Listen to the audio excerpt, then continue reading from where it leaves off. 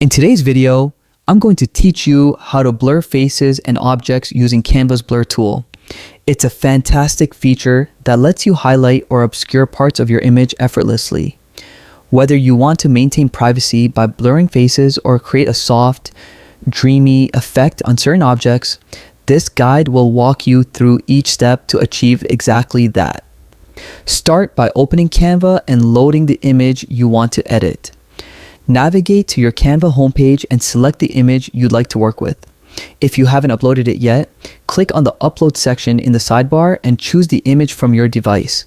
Once your image appears on the canvas, click directly on it to ensure Canva knows which image to edit. This simple click makes the editing options appear at the top of your workspace. Next, look at the menu above and click the Edit button.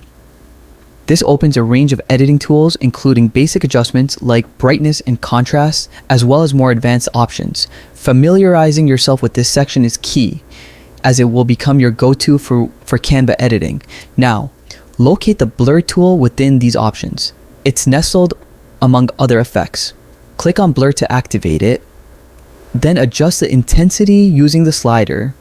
Canva's intuitive interface makes it easy to experiment until the blur looks just right for your image. With the blur tool active, get creative.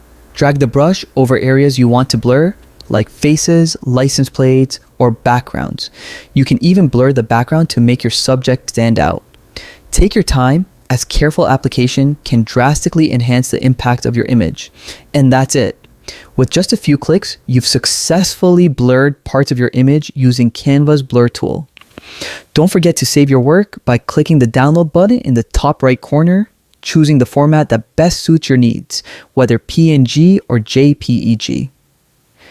Thanks for tuning in. I hope you found this tutorial helpful. If you did, give it a thumbs up and consider subscribing for more creative content. See you next time, and happy designing.